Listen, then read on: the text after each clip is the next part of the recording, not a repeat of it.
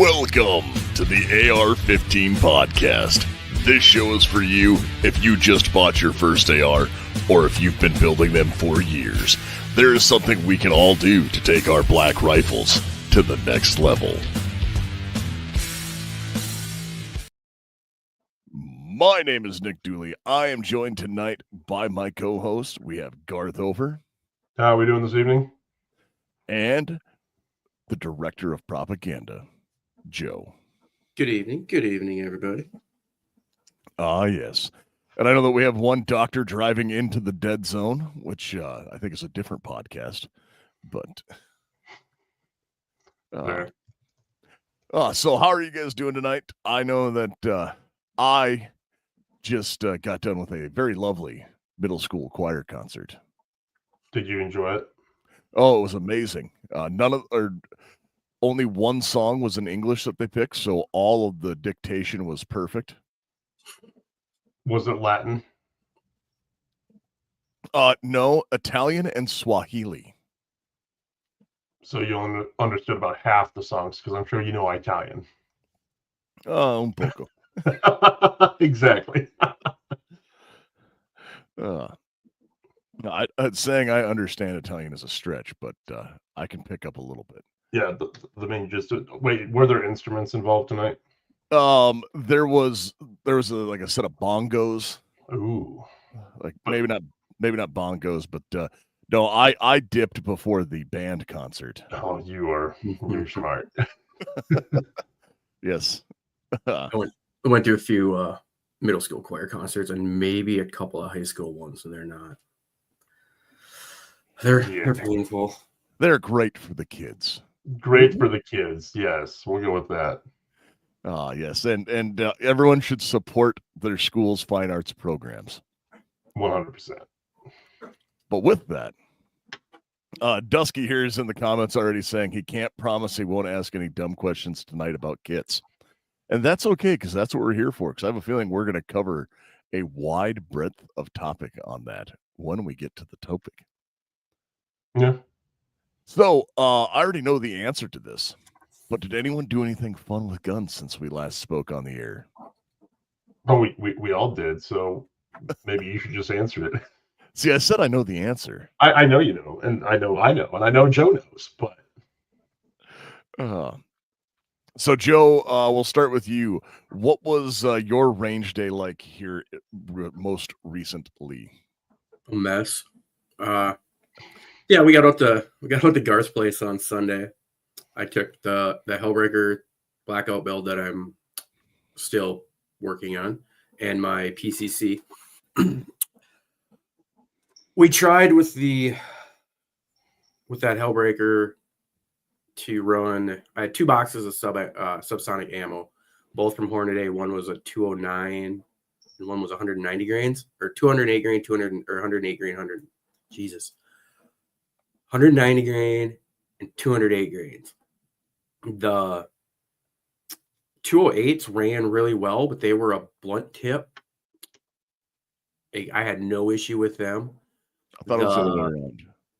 No, I had to double check it. It was the shorter round was the lighter one, was the 190s, and then the 208s were a little longer, and they had that the cone that Hornet A has, that red cone and so originally when we thought we had a casing issue, it wouldn't go into battery. Well, now, like I said, 110 grain factory ammo, not a problem. This 190 factory grain, not a problem. The 208s, every third round would not feed. It's awesome. So we'll do some experimenting with it, play with the overall length of cartridge, stuff like that. Probably going to order some dedicated 300 blackout mags. That way I have them. I know what they are, so they don't hopefully get mixed up with 223 mags, just as a safety part of it. But yeah, the gun shoots fine. It runs fine. And then we put the next round in, or a different round in, and nothing. So yeah, it's I was going to affectionately call it the Hellbreaker, but it might just become an Eleanor because I'm doing whatever I can to get it to work. And then we had the PCC, what we're kind of affectionately calling that LS swap. I want to put a pin in the conversation about the 209 because we're going to come back to that. I had somebody else talk to me about a similar issue, and we may have to talk about ogive later. Okay. Well, so we got the PCC. Then we broke out the PCC. We ran some bill drills and some plates and stuff with that. Factory still. Then decided we're going to change out the comp to a JP compensator. We've got JP bolt, JP light capture spring, short stroke system, and that Timony trigger.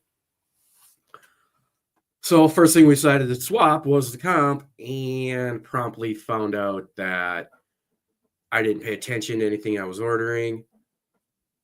The rifle itself is an A2 birdcage, which is a 5/8 inch by 28 thread. JP's compensator is a 1/2 inch by 36 thread, which is not the standard because everything else is like 1/2 by 28. Yeah, 1/2 by 28. They're not even by 28. So we put the birdcage back on it, dropped in the trigger, dropped in the bolt, all that fun stuff, and went back to the platform shooting some steel, and it was shooting nice. It runs nice. It was running nice and smooth. The only issue we ran into is it ate up a Pro Mag, and that's not my fault because that's what it came with. And friends don't let friends run Pro Mags. Well, I'm glad it's done now and not in the middle of a stage. It ate up that Pro Mag. We had to take the gun apart and finesse it to come out. But and by finesse it, he means grab the magazine lip with a pair of pliers and well, you had the hammer and the I used a punch to get it back into shape. Yeah. So I finessed the hell out of that. Mm-hmm. Nick ordered me some 4 or 5 Pro Mags, so we're gonna hopefully see how well them run. Or not Pro Mags, Glock Mags. It ran great. I was shooting bill drills. What is that? 10 meters to that silhouette you got there from your platform, Garth? Yeah. And I was getting them down. I think we hit 140 something, and that's just getting the way. So then I got home and I'm like, all right, what am I going to do here? Now I got a condone. I got a compensator, but I don't have, and I have the barrel. And so I went looking around, digging, looking, like, you know what? Had the forms filled out, was going to send the rifle off and the upper off and have it rethreaded.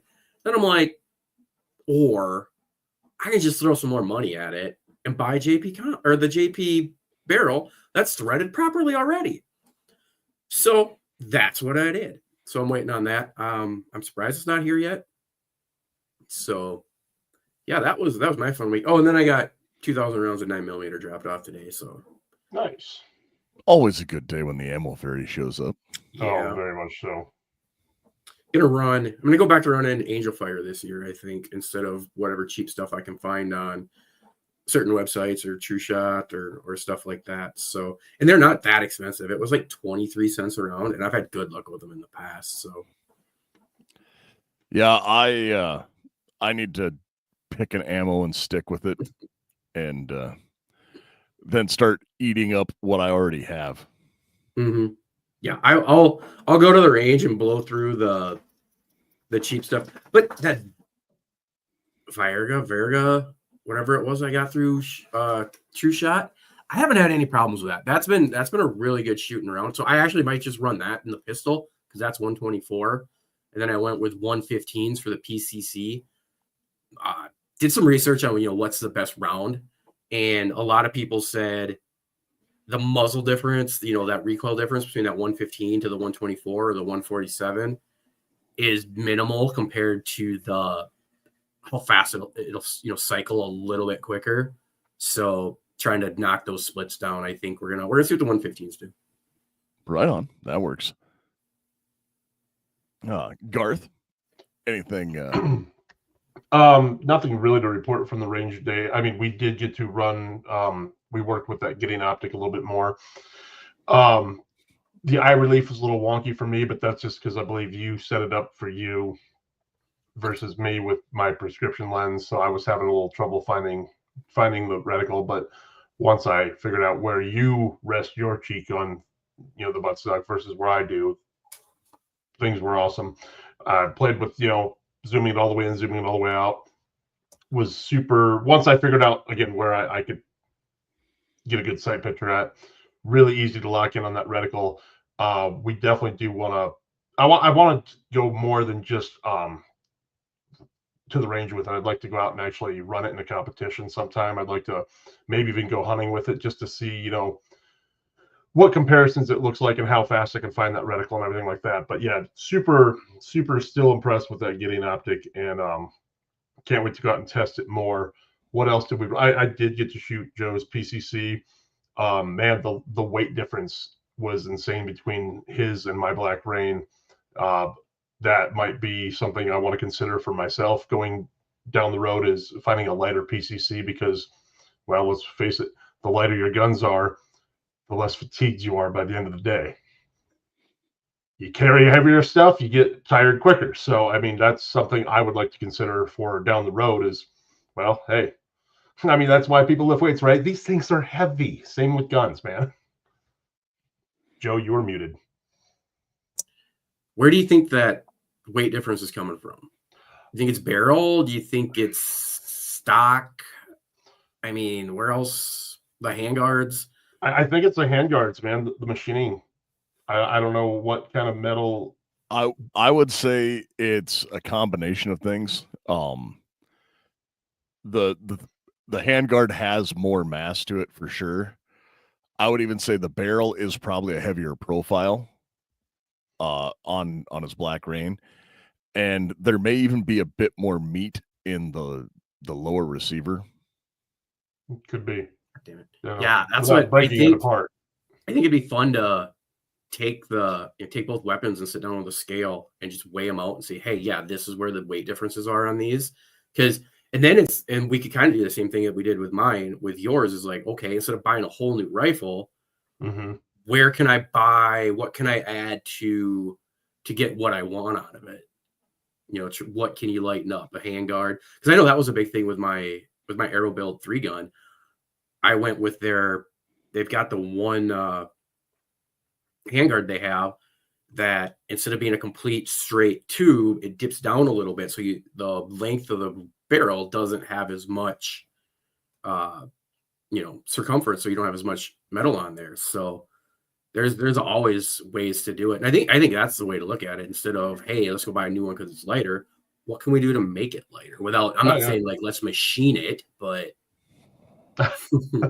yeah, says the guy with the mill. I didn't say anything. Yeah, I saw the face though. Yeah, we've got. You can always get. JP's got their 9.5 or what is it, 9.5-inch barrel with a shroud. That thing's gonna be super light. Yeah, option to look at to see. Well, we know a guy running that. Is that what the one he's running? Yeah, or is he? I know he's running one that has a shroud. I wasn't sure if it was that one or not. Yeah, that's the one he's running. The name who we shall not mention on here. Yeah. I know, that's why I didn't say it. I was like, when I was mentioning it, that was my thought, but no, he's super proud of it. Yeah, and I had a long conversation with him once about ballistics and powder burn and things of that nature, and I think it went kind of woohoo. But is that because he didn't want to listen or doesn't know how? The answer to that question is 7, but and that's about how that went. Yeah. So Garth mentioned we went to the, as we were talking about, we went to the range. Garth mentioned we got more time on that Gideon. I think I put more time on that than either of you two did. You did, yeah. I know I was running it out to 400, just because the wind was more cooperative. so I didn't have to do as much hold. And I mean, was just putting rounds everywhere I needed them to go. Came back, was running it on 1 power, then shooting some closer steel, doing some speed shooting with it, and the cool guy stuff, if you will. But then when we started going through that, I was also excited because this is going to come into a part of the show tonight. I got to Garth got to try out some new kit that I had brought with, and I ran it as well just because it was like, hey, this is a little bit different new micro chest rig that I was trying out, and I think Garth decided he needs to have one now. It's on the list of things to get. Yeah, but I'll talk more about that later. A list that never gets shorter, even when you do buy everything you thought you needed. Yep, pretty much. I don't know, mine has really started to slow down a lot, but I will impulse buy weird stuff now just because I'm like, oh, hey, that looks like it might be useful for this one thing and one particular task I have. Mm-hmm. And then we have that. So the Professor, I'm glad you're here for your first ever live show. I hope you enjoyed as much as we do. You're welcome. I am going to say I am excited about some things that are coming because I too had the mailman show up today, and my UPS guy hates me already. I know that. You got a new one? No, it's the same one, but okay. I just know that all of my package delivery service people generally like, I know when they see my address pop up, they're like, oh, like I could feel the struggle because they know it's going to be something either A, awkward, or B, heavy, and maybe both. Yeah. But today we got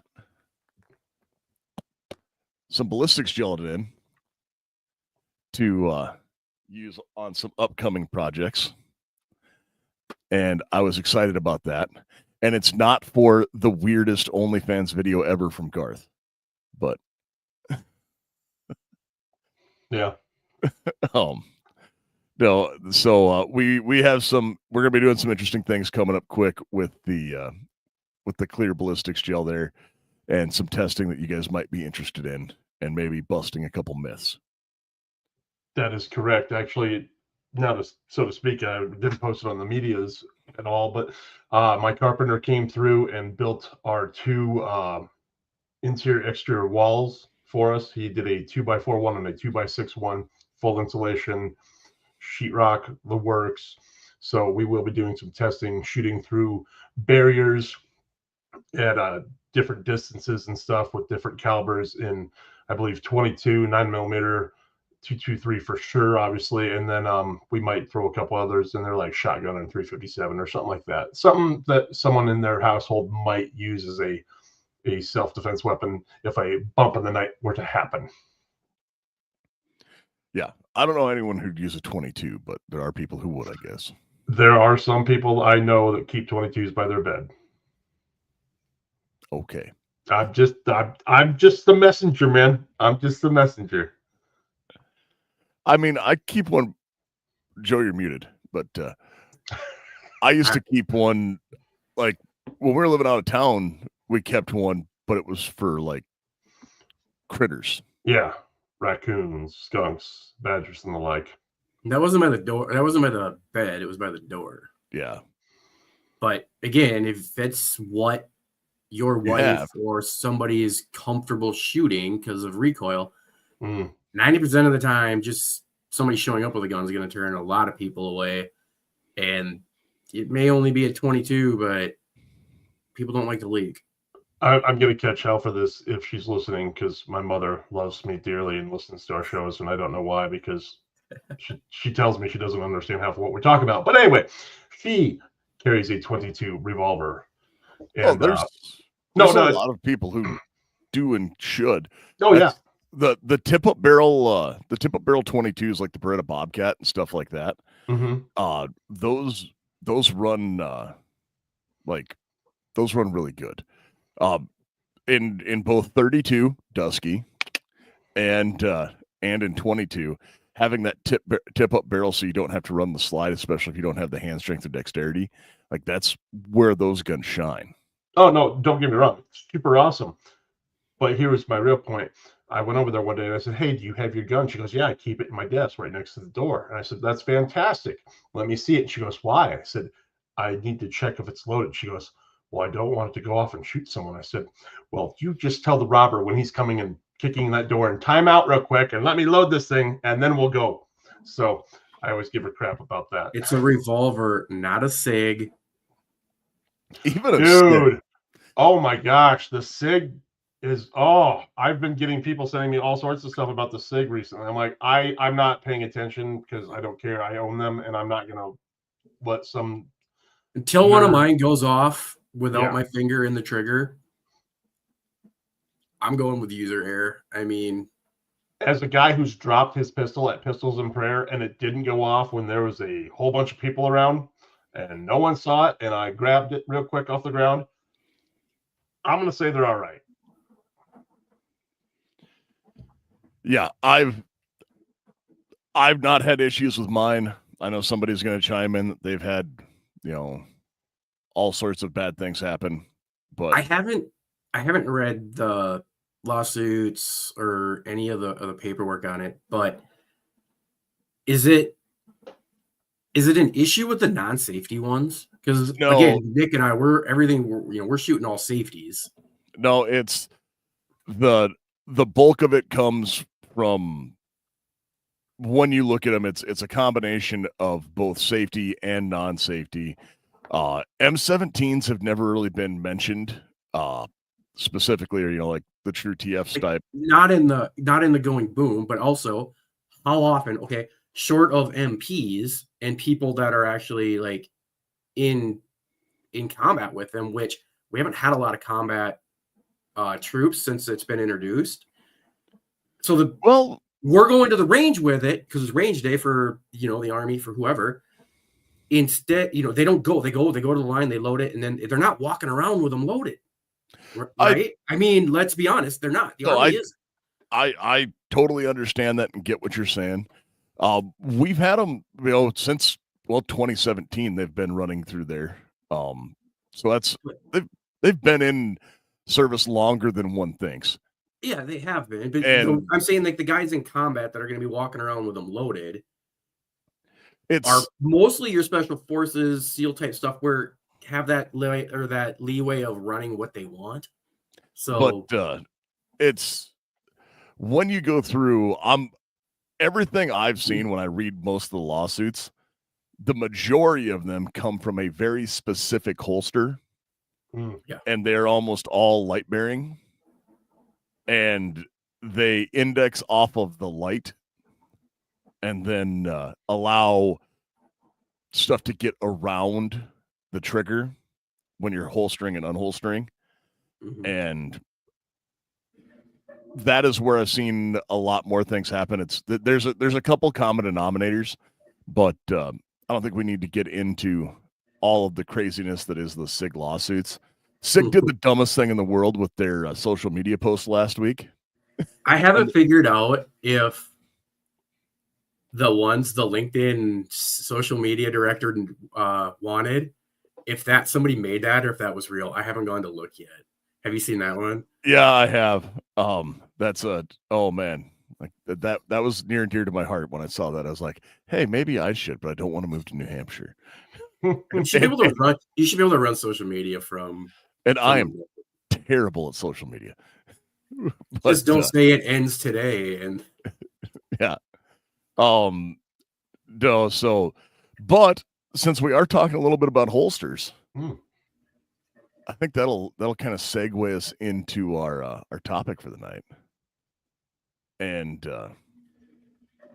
what kit is right for you?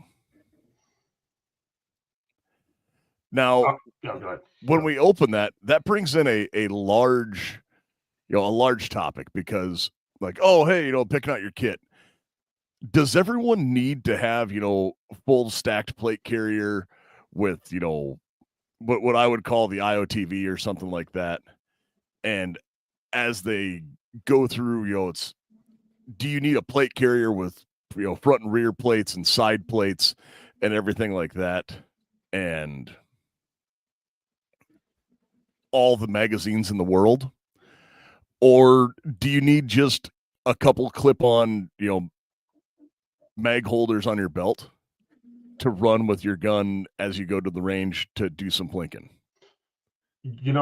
When we first started the show and you would have said the word kit to me, that's exactly what I would have thought of. Yeah, I went to Spartan Armor. I got the $500, plate set with, carry in it, threw it in the pickup, called it good. I have one, checked it off the list, whatever. That's fine. But over the last 4 years, I've really developed what the word kit truly means. And while I think everyone should have a set of body armor, don't get me wrong, I think everyone should invest in something like that if they can afford it or, want to. I think they should, just to be safe. But nowadays, when I hear the word kit, I don't think that anymore. It's, yeah, what can you do or have in your vehicle or on person that you can run and be functional with your firearms, your pistol and your rifle, and what makes you a better shooter because of those things. Well, it's I agree. I'm also going to say that very much so situation dictates. Yes, 100%. Oh yeah, there we go. Mission Pacifica. That's what just came up. And yeah, so J Dog says no sense in having plates in a carrier if you don't train with it. And that, I know that I've said that before a lot. I enjoy training with my plate carrier. I wear it, not quite religiously, and You're not wearing one right now at all. Oh, I may be, but this is part of what kit is right for you. I maybe did that. I mean, I could do this and go like the full. Oh, here it comes. For all you viewing audience members. Yep, he just went there. He went full retard. And I could drop the helmet on. He's always been there. Yeah. Yeah, it's just full satellite dishes and run through the ballistic helmet. Like this is something that we have that I have a ballistic helmet. I have it for very specific reasons because I still need to have a ballistic helmet to do stuff when we're doing competitions for the Army. So I wear what I wear at the range when we do those. So there are times where I do train, in this stuff, but by and large, I rarely shoot with a helmet. Do I think everyone needs a ballistic helmet? No, you do not. Unless you're going to be doing like night vision stuff, you don't need a helmet at all. And it's when I put one second here, I have to put this one up here. It's finally time. I'll put on my ear pro and see if you can hear me. Exactly. But when we go through here, I have a bump helmet that if I was just going to be doing night vision training or something like that running around, I would rather wear the bump helmet than my ballistic because it's lighter. And I am not in a place where I am worried about taking a round to the dome. And I never really want to take a round to the dome because no matter what, that's going to hurt and probably take me out of the fight for a while. I mean, you get that ballistic ball cap and you'd be fine, right? Oh, we're not even going to talk about that. I think you need to go back to training with your gear. Yeah, you have to put it on. You have to go shoot with it because depending on how it fits, size it, make sure it actually fits and wears correctly. So then if you have to change your mounting position on your shoulder or what it does to your cheek weld and stuff like that. But the other side of that training is how long can you wear it? Do you go work out in it, go walk, just do a 20-minute body weight exercise that you can find on YouTube and see, can you wear it? Can you run with it? Like if you had to move quickly, can you do that? You can have it, but unless you're planning on just holing up in a bunker somewhere, you're not the easiest way to carry that stuff is, or to move that stuff is to wear it. So you got to know, can I, how long can I wear this without it chafing or rubbing to the point where I'm going to take it off, and then you take it off and forget it or lose it. So I think there's two major aspects to training your gear. One is, how does it affect your ability to shoot? Two, how long can you wear it, and how does it hinder your movements? That's why I used to be 380 pounds, because I knew if I could be 380, when I lost 40 pounds, I could wear the thing all day. That is a way. That's a way. It's not a good way. So we were just talking about plate carriers and kits and training with it, and I do think that is important. I think that's almost as important as always having good control of your gun. And the easiest way to get good control of your gun is having good furniture on it, like furniture from VZ Grips. And the unique feature of VZ Grips is they're machined from a solid block of G10. And G10 is great because it's durable and doesn't get slippery when covered with mud, blood, or sweat. The 17-degree grip angle and wide variety of textures from mild to extreme, as well as color options and shorty versions available. Also, 1911 grips with extreme customizability, standard slim palm cells, slim notches, safety cuts, bottom profiles, and more. More than 25 textures and 27 colors are available. And there is one coupon code that is good for 15% off all handgun and rifle grips. And that code is AR-15 podcast. Yes. But I'm going to dial us back just a little bit. And while we were talking about like our kit and running it and important things, guys, let's start at the bare minimum one needs. And when we do this, I'm going to go back because J-Dog here also had a question earlier. And I think we all are going to have different answers to this. And it was, what gun belt do you recommend? I see mixed reviews on Core 1791. I have no idea what to get. And we are going to go back to that because would you guys say is the minimum you would need to run correct? Like not run correctly, but to run efficiently. So I say this is Garth. I know at one time you'd mentioned, I'll just stick my mags in my back pocket. I did once say that, correct. And as we kept going, you went, oh, this might not be the best way to do this. Also correct. So when you go through that, when we go through starting at belts, let's answer his belt question first, and then we'll move on. Yeah, one piece or two piece belts. If you're just talking about a standard belt for like everyday carry, before moving on to like the 2-piece belt, because I run both. I have a standard belt that I run for everyday carry, and then I run, I have my belt I wear every day. I mean, the question, every answer, the only correct answer is what works for you, what fits you, what are you doing? Yep. Okay, so here we go. The answer to everything here. But so he's saying specifically for concealed carry, EDC, not competition built. So single belt. Yeah, okay. Just a good leather belt that, if you're going inside the waistband, make sure it's big enough, because you figure that's probably something I think a lot of people look at. Like, I'm going to start carrying appendix, or I'm going to start carrying inside the, on my hip. Well, all of a sudden their skinny jeans don't fit anymore because now you got an extra 2 inches of freaking holster and belt. So that's something to look at too. Jump in if here. If you're going to do that, where does stuff fit? This is the belt I rock for my EDC, even though I don't really do much EDC stuff besides in the pocket. But the next belt, you can pick these up at Shields or any Fleet Farm thing you've got going around in your area. They're about $50 to $60, depending on what fabric you get. You can get nylon or you can get leather. I personally like them because they come, you get to cut them to size. They're a sturdy belt. I really like them as just I wear them as an everyday belt, and then also for my EDC carry when I do actually. I will second that one. I wear those a lot of times. The reason why I like them is they don't go into holes. They are a more, not quite infinitely adjustable. but they have a ratcheting system. Mhm.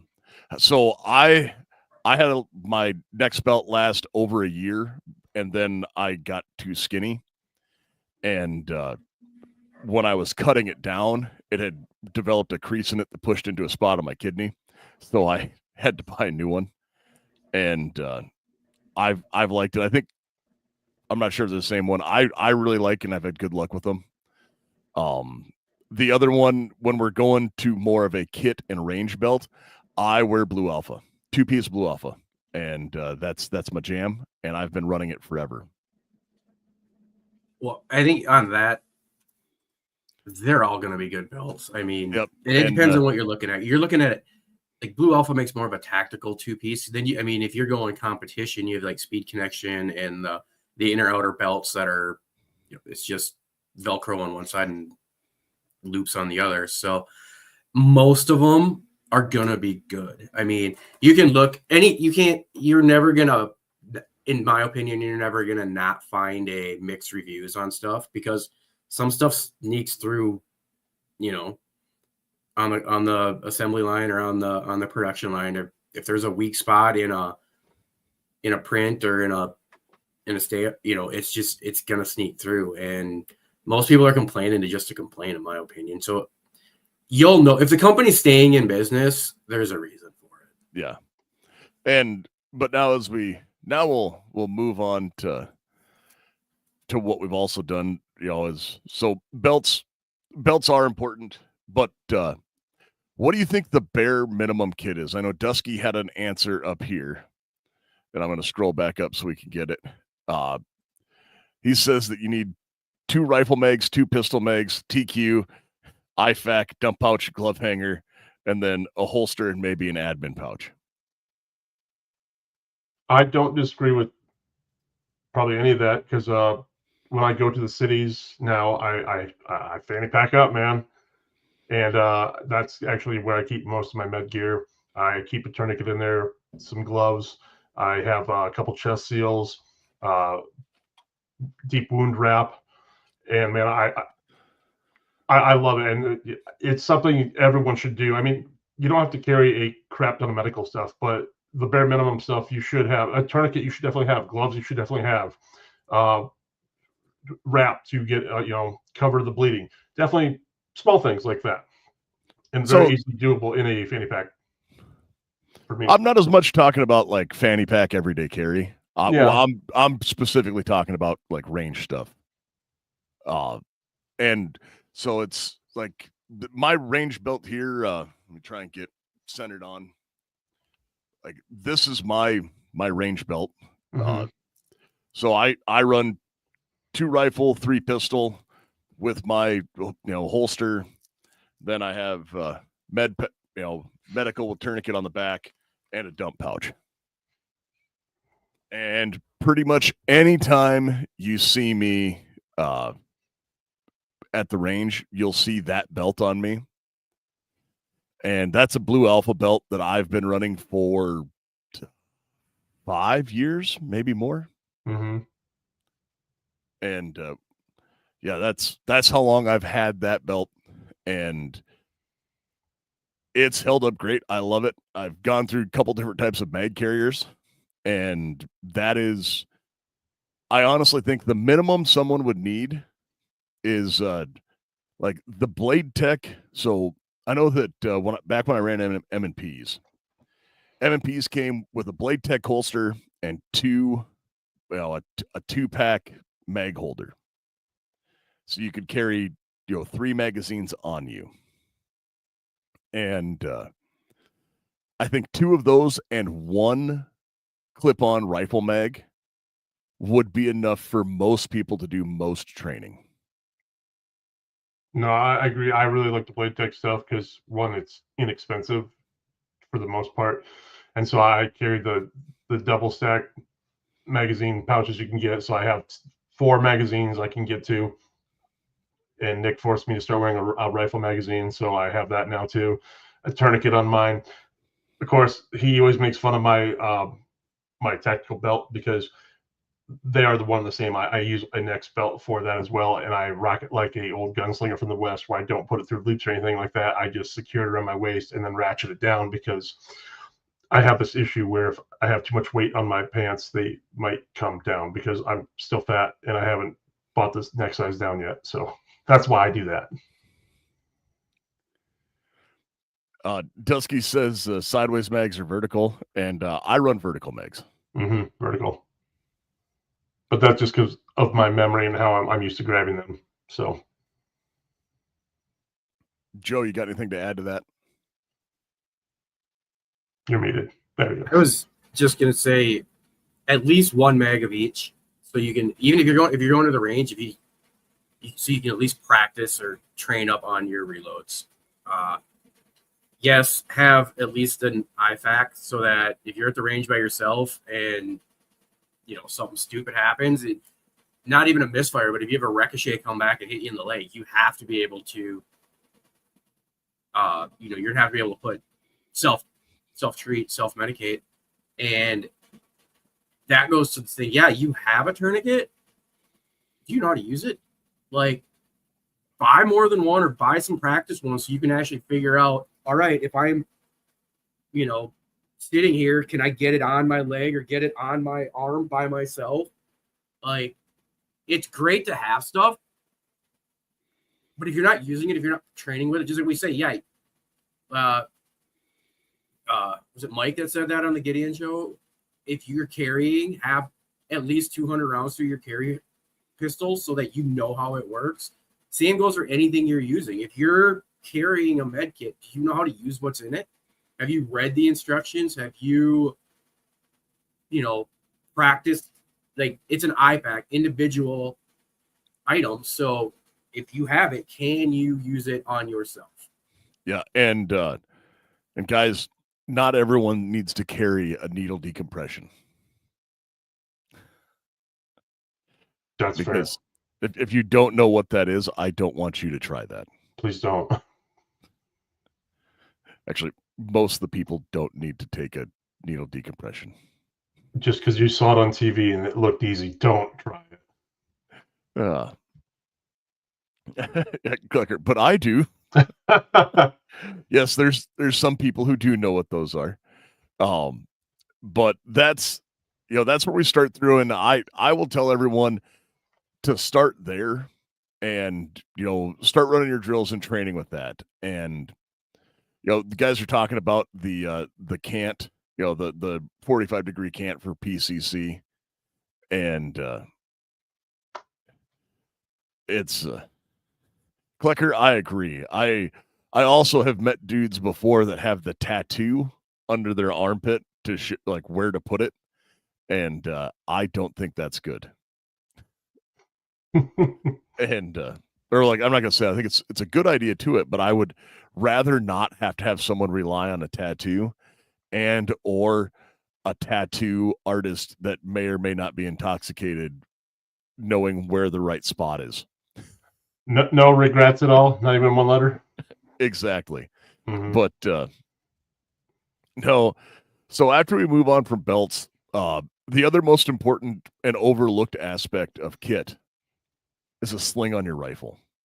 Mm. And not just like the parade sling that we got issued on an M16, but like a good proper sling. And we found a few of them over the years, and I have a lot of the flatline stuff, and man, do I still, that's what I run on most all my rifles. Yeah, I can attest to, I used to take my parade sling off. I hated it. Anytime if we go to the claw range, I don't put it on there. I've got my vest set up, or my kit set up, where I've got an S-hook, S-clamp, and it works perfect so that I can still draw. Like, I did it when we were in Denmark, when we were doing some reflexive fire stuff, and they're like, you need a sling. And I'm like, I'm good. They're like, can you shoulder that? I'm like, yep. Because it's hanging right here. It just comes right up. Because I hated wearing the sling. Because they always had parade slings. When we went to MMTC in September or in October, actually using a proper 3-point or 2-point sling, I bought one as soon as I got back to put on my M4 for, training, because a proper sling is huge. And, that's one of those things where it hits the fan. You can use your sling or your, just like a belt as a tourniquet, or, there's they do more than just, carry your rifle over your shoulder. So Klecker says that he does love his Vickers, but now, and it's too thick and stiff. He likes his T-Rex, but not looking to replace it, but looking to replace it since I'm not fully supporting that brand anymore, which I understand. Honestly, one of my favorite. I love the flatline fiber slings. A padded flatline fiber sling is great. That has been a really good sling for me, and I know that the other one, like we ran the Magpul MS4 when we were down at school. My personal favorite sling right now, though, it is expensive. I'm not going to say it's not. It's actually going to cost more than like a micro chest rig that I'm going to talk about, is the Riker 2.0. I was going to bring that up, man. That it is a nice sling. I do enjoy that a lot. The Riker, RYKER. They're the same people who make the fist grip or the Riker grip on the side, and it's a non-bungee sling. It has some elastic to it, so you set it, and you can still push out and drive your gun with it, and then as it comes back, it'll go back and hold in retention on your chest. And it's coming in right now at $100, but it's worth getting at least one and trying it out, guys. They are super, super nice. Yes, and the single point sling that is only good for hitting you in the dick. But you know what won't hit you in the dick? A good holster from Klecker Tactical. Are you in need for a reliable Kydex holster? Klecker Tactical is your one-stop shop. Using premium USA source material, Klecker will build you a premium holster in a variety of styles and colors, along with laser and light options. Whether you're in law enforcement, a competitive shooter, or an everyday gun enthusiast, trust that Klecker Tactical will provide every firearm owner has access to top-tier and personalized holsters, as well as custom and quality products that you can't find anywhere else. Use code AR-15 podcast for 10% off at KleckerTactical.com. That's exactly what he wanted for the ad read, to get talked about hitting in the dick.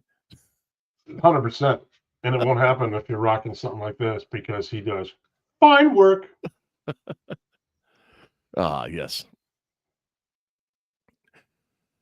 Hey, and he says that he went through the product is great, just not liking his attitude. I know that's not a great reason to support all brands, but I dropped Terran Tactical because he was being a perv.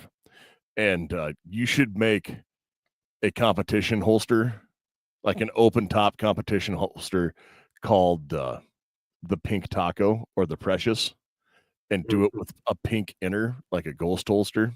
And that would be a great inside joke. No, just call it the perv. It'd be great.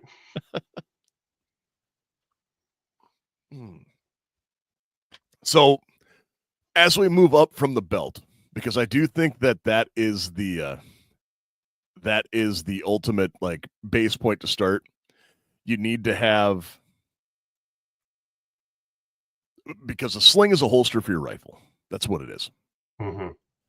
So moving from there, then you need to have a way to hold your mag. You need to have a mag holder. It doesn't matter if it's for pistols. It doesn't matter if it's for rifles. It doesn't matter if it's for a PCC or a revolver. You still need a place to put moon clips or speed loaders. Yes. Like our good friend Orlin, he runs grenade pouches on his like battle belt.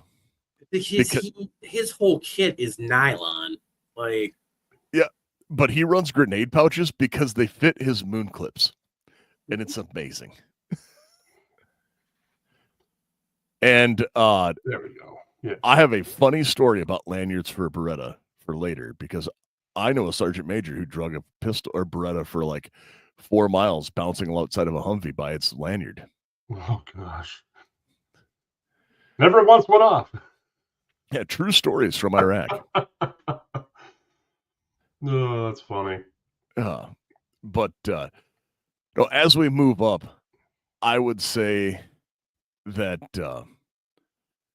so we've talked about having, a sling, a mag holder, those things. Moving up from there, I would actually, like Gar said, like getting body armor. Well, I do think that having body armor is a good plan and a good idea, but we've already said you need to train with it. If you're not going to train with it, and a couple years ago, it was all the rage to have the recce rig. Right. And I know that I'm just as guilty of it because I have my micro chest rig sitting back here. I am going to say something that is not generally well regarded in the industry, and you don't need to buy super, super expensive kit. Most people don't need the most expensive stuff. Honestly, if you go to the surplus store and buy a $70 tap kit, that chest rig will do 99.9% of anything you'll ever need.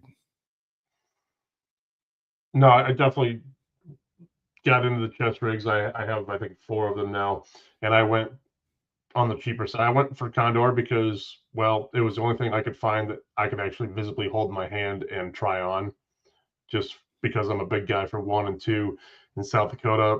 Not a lot of options for that kind of stuff. And so I bought a couple Condor ones, and for the purpose of having them, they're nice. They're a little bulky, and that's why I really like that mini chest rig that you bought on Amazon. If you could pull that up and show the guys watching right now, because especially just for the fact that you can interchange your magazines from 5.56 to hold PCC. I know we were talking in the comments earlier about having your PCC mags at a 45-degree angle.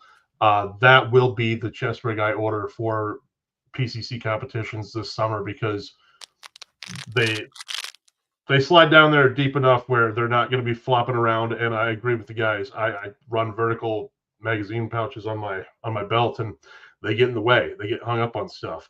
On the chest rig, they're right there. Grab and go. And I can't wait to use that and really see what I can do.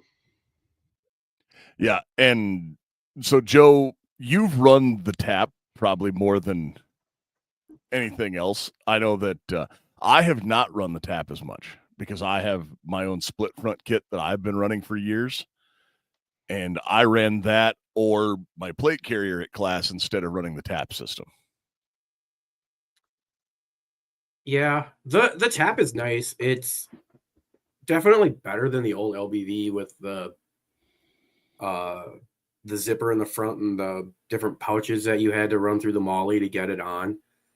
If you're not familiar with what a tap is, it's just it is I can pull it up here as I don't know. I thought I had it right here, but it's just a Y harness and enough room to put like 10 megs, and it's comfortable. It's adjustable. The nice thing about it, and there's what the Army was looking at when they did it, became modular, because you can take the Y harness off, or the Y harness off, and just put the clips onto your plate carrier, IOTV, or whatever. So then you go from running non-armored to armored without having to go find a whole new, bandolier. So, So if you look at this, this is the base panel, and it will hold 8 magazines, 8 rifle mags. Yeah, and I think the pouches on the ends are bigger, and I'm not sure if they're for. But you can stuff a radio or anything like that. Yeah, more like for radio and stuff. So, but yeah, and this is $70 is what they're selling for right now. Yep. And this comes to go out and wear it and move with it, because we actually had a guy at school find out that with fully loaded mags, fully loaded bandolier, when he laid down, the pressure would actually, because the mags were weak, I'm sure they shot 100,000 rounds through them, but the couple of the rounds would push out, and then he'd be laying in the bottom of his of the pouch. He wasn't even wearing the tap. He had it in a 3 meg shingle on an IOTV. Yeah, so when you lay down and that stuff pops out, because then he's like, why don't I have enough rounds? Because he didn't have his 10 rounds to shoot that, standing, or 10 rounds of his kneeling. He's like, I'm short 8. I didn't fire that many. And end of the day, he's like, oh, they're falling out. So that's another reason, like, to try your stuff, so what it does and how it handles certain situations. Yeah. Firing from the prone, wearing like full tactical kit. Oh, how many of them that got there right away were running? They were running 6 mags, 2 deep, three across, 2 deep across their chest, and they're like, I can't do this. I can't shoot this way. So they spread them out so that they could actually get the more normal sight picture and prone positioning that they're used to. Yeah, that's like, once you have to start wearing all that, we're at a very specialized, class and course, and we get that, where, the average person probably isn't going to be running, 8 and 8 mags. Mm-hmm. But laying down, it's okay. Yeah, I've got 3 mags right here on my chest, and then you molly another 3 right on top of them, because like, oh, it's all right here. It's right in front, and I can get to it real easy. And it's really a lazy way to do it and put it together. Then when lay it down, you also figure, oh, hey, I have to now move and roll over to actually get them off my chest. Whereas if it's on the side, oh, there it is.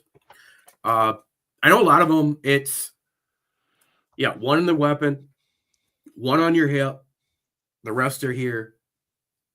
Hopefully you don't need more than 60, because you're going to your hip first, and then given the situation, when you get time, you're reloading from your bandolier, refilling your hip, and then refilling the gun. So there's a lot that goes into it. And I know that I've been asked a lot, specifically when I'm wearing my other chest rig, my split front, when I'm wearing that without a plate carrier, because I run through mags in a very specific order in it that doesn't make sense to anyone but me, because it just works with how my brain organizes things. It doesn't have to work for anybody else. If that's what you do, I mean, yeah, there's probably gonna be certain things that are a little more, that efficiency of movement, don't waste movement. But I'd rather do everything exactly the same every time than fumble around.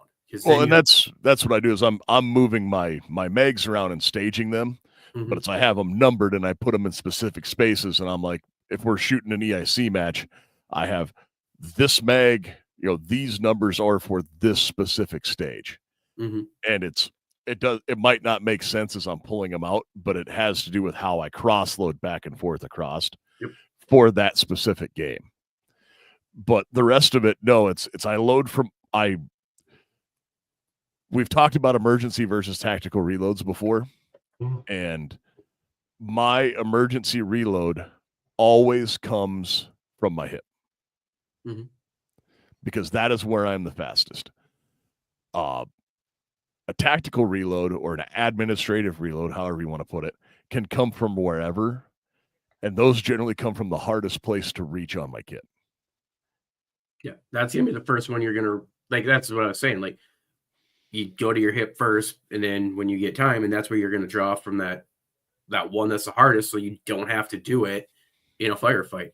If you're at the point where you're on mag number 5 coming off your chest because you're still engaged, there's nothing you're gonna do about it. But chances of you being in that situation are lower and lower every time.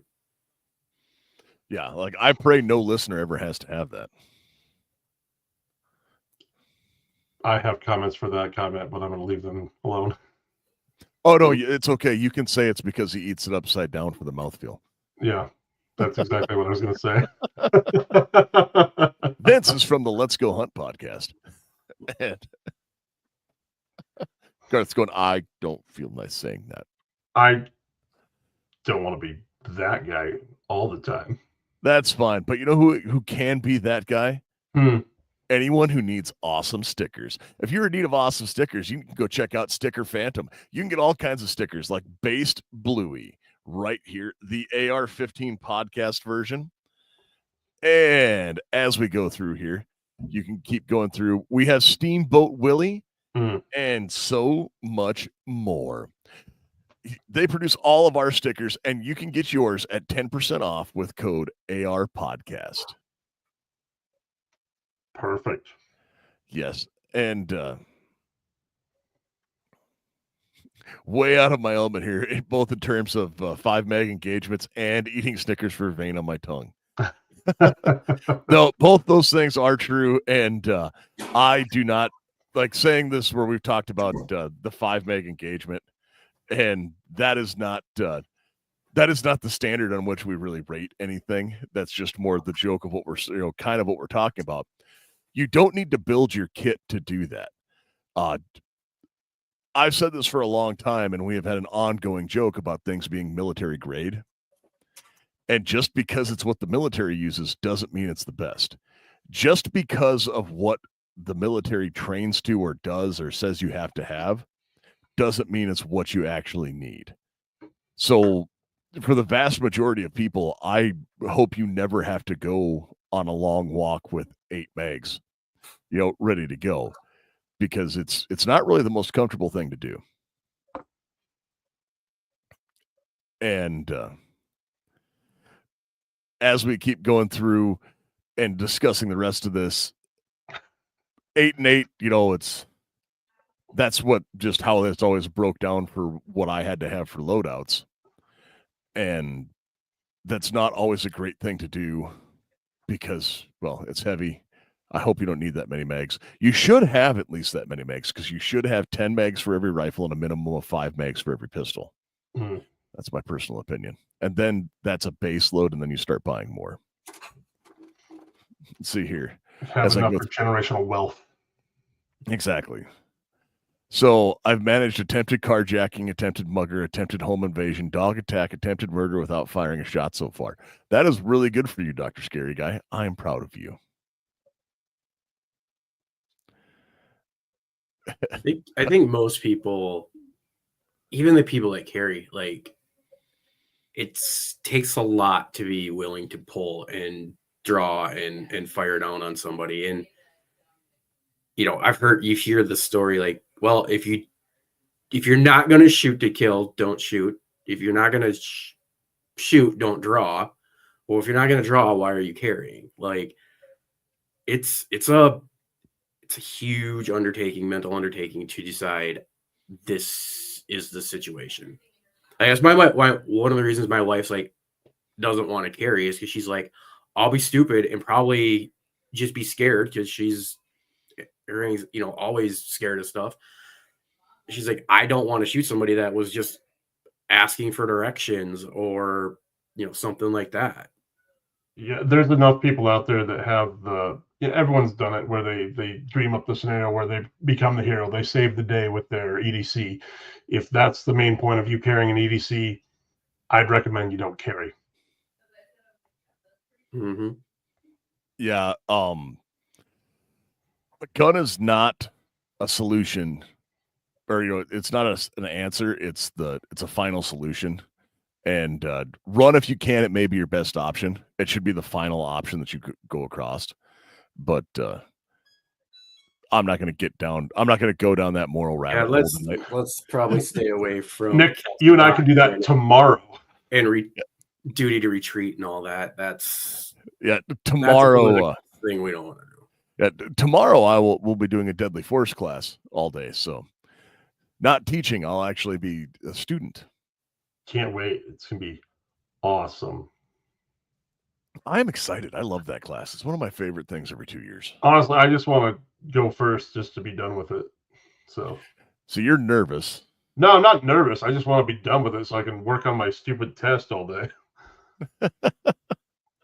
That is fair. No. Yes.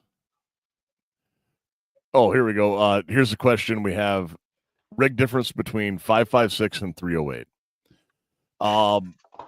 That is a placard. running through difference on that. I run my belt, my kit on my belt. That's the reason why I run G-Code. G-Code Scorpions can run both AR-10 and AR-15 mags, so 5.56 and 308.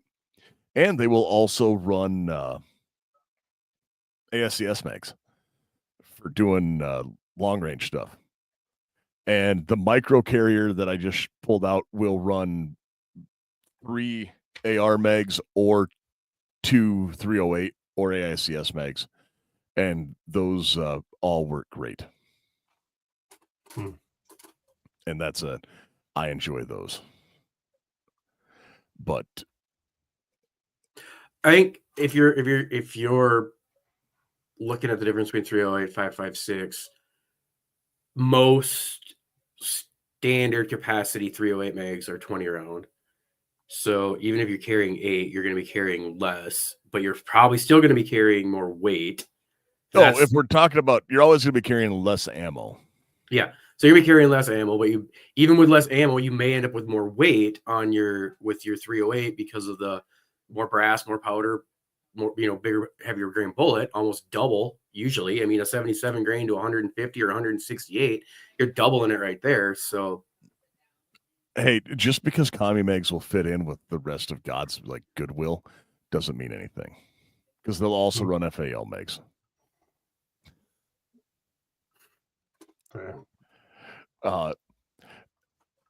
And Jam Hunts asked, will we do any training videos online? We will have some more videos coming up. I don't know that we'll be doing specific training stuff. We may have some tips and tricks and drills. But I was gonna say, I think we should go out. That's one of the things I want to do. We'll put this out there, like run drills, like each of us with our specific weapon, and then run them, and maybe run them with the other guys, and just like how, because it's a good thing for people to know, like, what drills can I do to get better at this? Like, I just want to get better at shoot and draw. R1Rs are ridiculous; they're a waste of time. But what should you be working on and stuff like that? We'll probably get something out, probably not full on training videos, because we get into that and then people turn around when something goes bad and there's a lot of liability. That, and I don't know if you guys are as old as I am and remember a thing called Art of the Tactical Carbine, and like the Magpul dynamic videos from back in the day. And I've watched all those recently. And one thing about training is it's an ever evolving thing. And when you get stuck on it, people come back and talk about, oh, look at this. And it's like, yeah, man, there were things that I was taught back in the day that were the latest and greatest. And now they are definitely not what one should teach. That's fair. But guys, so I'd say for Jam Hunts is a question on learn how to properly draw so you don't shoot yourself. Just dry fire, draw and fire. When you get on target and it's already gone off, well, then you've got to work on it. But are you talking appendix or hip draw? Well, I will even say it doesn't matter what, because like I dry fire with the rifle. Yeah, I'm just into practice drawing because, yeah, when the first time I started carrying appendix, that was my biggest fear, is what if this is a different draw for me, because I've always been on my hip, whether it's competition or the Army, whatever. So when I first started wearing and working with appendix draw, I'm like, I've got the one little bullet that will allow you to rack with the slide in or with the mag in, so that you can just continuously rack it without locking back. And I did that for, I don't know, 20 minutes the first time I started doing it, just to get used to, all right, if I'm drawing, I'm not pulling the trigger as I'm drawing and shooting myself in the leg or, shooting my junk off. So you got to practice it. Dr. Scary Guy, we do have a good Blackbeard equivalent for pistols, and that is a Cool Fire trainer. It is specific to your gun and runs through with that. And that is a super good thing to have. And gun safety, Vince says gun safety rules number 1, 4, and 9 don't shoot yourself in the dick. And that is very true. The cool fire trainers work really well. The other thing to remember, guys, when you're doing dry fire training, don't touch the trigger until you get proper sight picture. Only count good reps. So, like Go if you slow. have a take your time. Yep. Start slow. Fundamentals is huge at anything. Yeah, it's fun to go shoot fast and move, but you're going to get better standing at the 10, 15 yard line and slow firing until you're numb, and you can put them all in that little group and then start moving back and then start seeing if you can do it faster. But it doesn't matter how fast you think you can do something. If you can't do it right, slow. Yeah, if you want to go fast, go get the Ace VR system, and you can go fast all you want, and you won't cost yourself as much. And if anyone is looking for like, hey, I just don't even know what drills to do, right here. This is this is $30. This is the original drill index. They run drills for both pistol and for rifle. And you pull it out, they use standard cards. There's 64 different drills. And you have them, you can take it with, and these work great.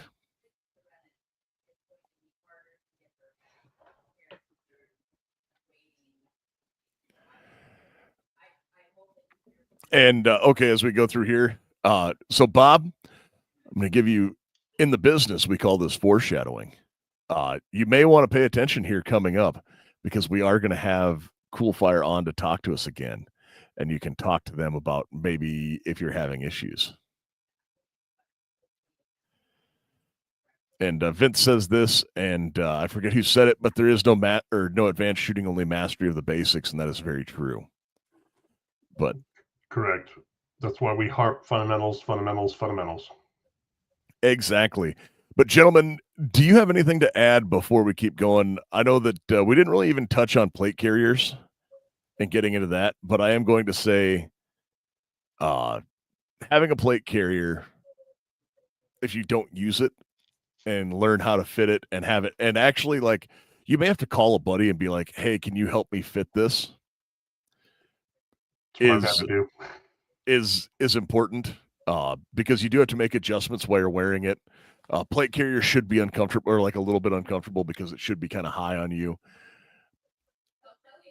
Some of us have worn them enough to where it's almost like a second skin, and we don't notice it anymore. Some of us still get used to it. Nick's had his on for 24 hours straight already. No, not 24. I'd get weird looks at the school in that. Just pull out your phone. Tell them you're one of those First Amendment auditors. Well, guys, do we have anything else to add tonight? Yeah, man. I don't have it with me because I left it in my pickup, but I have one similar to it. Guys, check out Patriot Patch, patriotpatch.co. They sent, Nick's got the patch of the month on right now. What's it read again, Nick? Short-tempered. Short-tempered, that's right. And then they also sent out one of these. It's dangerous to go it alone. Take this. And this is my favorite one by far, because obviously we're the AR-15 show, and so that's why I love it so much. But they have all sorts of patches, guys. Loyalty above all, say when. Yeah, love them all. They got a lot of tombstone stuff. I like that. But check out Patriot Patch, patriotpatch.co. Join their Patch of the Month club, and you will get super awesome patches every month. Yes, and Jake and the guys are doing some new and cool things there that we can't talk about yet. But we will. Yeah, big things coming from them as well. Joe, you have anything to add tonight before we start to sign off? No, I'm good. I'm good.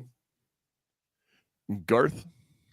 Man, it's been enjoyable to talk about kits, and all things considered, we didn't go down too many rabbit holes, and I know you and I have a class tomorrow. Can't wait for that. It will be enjoyable. I bitch to bitch, but it'll be fun. Yes, I am excited for it. And folks, everyone out there knows what I'm going to say. And we'll sit here and after listening to the show for over a year, now watching on Rumble, it's a trip to put faces to voices. Yes, that's right. I am the man with the face for radio and a voice for sign language. But no, we appreciate all of you guys listening. Guys, make sure to check us out on social media. Find us, Google the AR-15 podcast. If most of you know how to find us, follow us on Instagram, find us on Rumble, AR-15 podcast 2.0 on Instagram, AR-15 podcast on Facebook. And guys, check us out. Do the, we're supposed to do the like, follow, subscribe, all those things. I don't have to tell you guys that because you all already know it. But maybe they should check out dangfree.net because that's a great place to socialize with us. We are on Discord as well. We have a page. Nick kind of took over the We Like Shooting Show page, but that's fine. And then definitely go watch for GunCon tickets because they are going to be coming available here shortly. We want to see all of you guys at GunCon because some of you we've met, some of you we have not yet, and we would love to meet all you guys and hang out with you face to face. Exactly. Now, with that, you guys know what I'm going to say. Go out, get training. Go out, get medical training. Remember that you are your own first responder, and no one is coming to save you. And you folks out there, you stay armed and stay safe.